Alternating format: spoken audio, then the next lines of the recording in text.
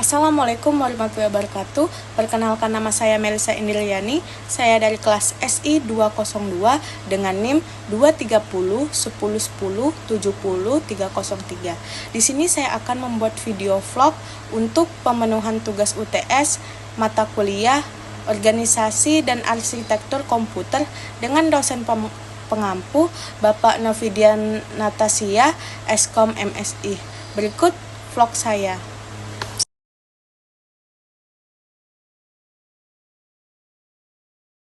Organisasi komputer adalah bagian yang terkait erat dengan unit-unit operasional. Contohnya teknologi hardware, perangkat antarmuka, teknologi memori, sistem memori, dan sinyal-sinyal kontrol. Sedangkan arsitektur komputer yaitu atribut-atribut sistem komputer yang terkait dengan seorang programmer. Contohnya set instruksi, aritmatika yang digunakan, teknik pengamalatan, dan mekanisme I/O.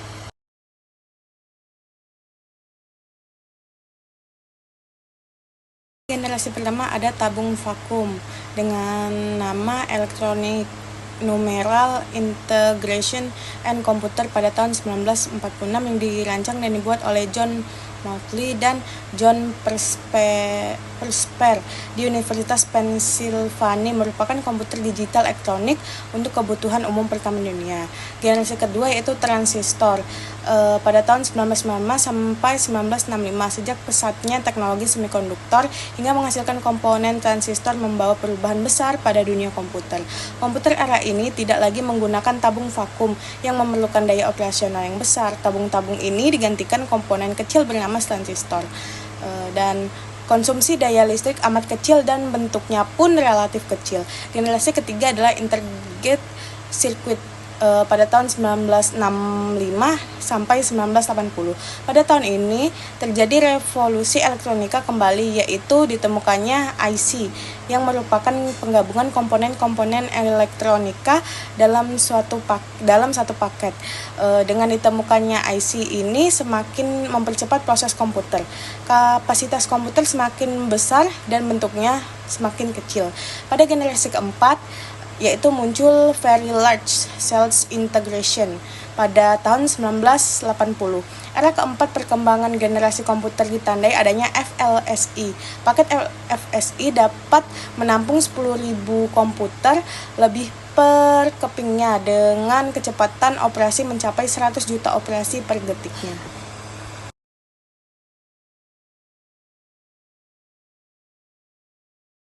Pertama ada Arithmetic and Logic Unit atau ALU yang bertugas membentuk fungsi-fungsi pengolahan data komputer. Yang kedua ada Control Unit yang bertugas mengontrol operasi CPU dan secara keseluruhan mengontrol komputer sehingga terjadi sinkronisasi kerja antar komponen dalam menjalankan fungsi-fungsi operasinya. Yang ketiga ada register, yaitu media penyimpanan internal CPU yang digunakan saat proses pengolahan data.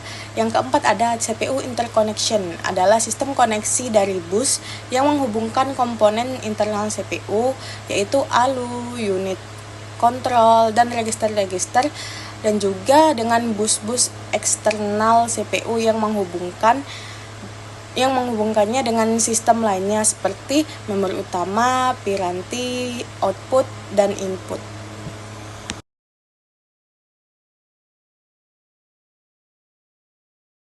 Ini adalah diagram siklus induksi dalam CPU. Yang pertama ada instruction fetch atau IF, yaitu membaca atau mengambil instruksi dari lokasi memorinya ke CPU.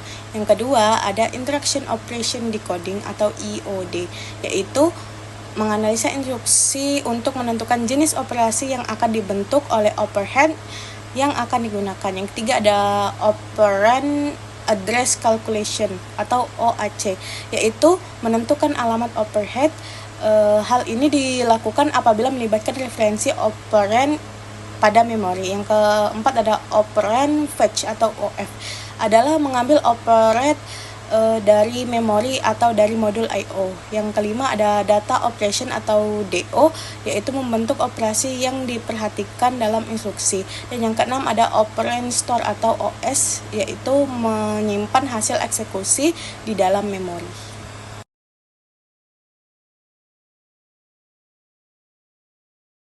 Ini adalah gambar dari hierarki memori. Yang pertama ada inboard, yaitu inboard memory, yaitu yang di dalamnya ada register. Ini adalah jenis memori tercepat yang dibangun langsung ke dalam CPU. Mereka menyimpan jumlah kecil data yang digunakan CPU untuk operasi saat ini. Yang kedua ada cache, yaitu memori yang ukurannya lebih kecil dan lebih cepat yang menyimpan salinan data dari lokasi memori utama yang sering digunakan.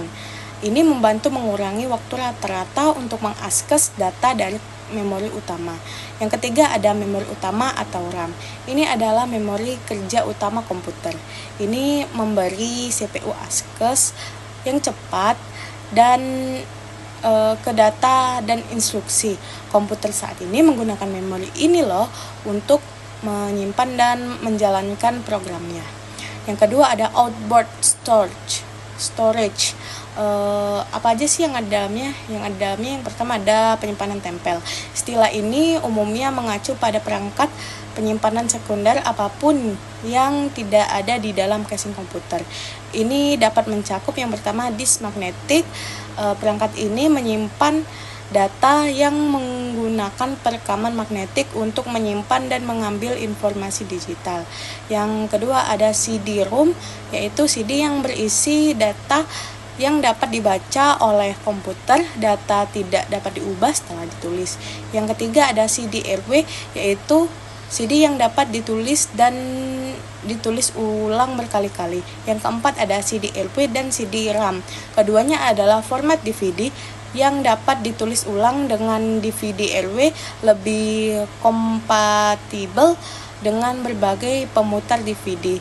Yang selanjutnya ada offline storage. Yang pertama ada pita magnetik, yaitu suatu media untuk perekam digital di mana data dibaca dari dan ditulis ke pita magnetik. Ini adalah solusi penyimpanan offline, sering digunakan untuk tujuan pengarsipan. Yang kedua ada magnetic optical, yaitu jenis drive disk optik yang menggunakan kombinasi metode magnetik dan optik untuk membaca dan menulis data. Yang ketiga ada write or read many, yaitu suatu jenis data penyimpanan yang hanya dapat ditulis satu kali namun dapat dibaca berkali-kali. Sekian, terima kasih. Wassalamualaikum warahmatullahi wabarakatuh.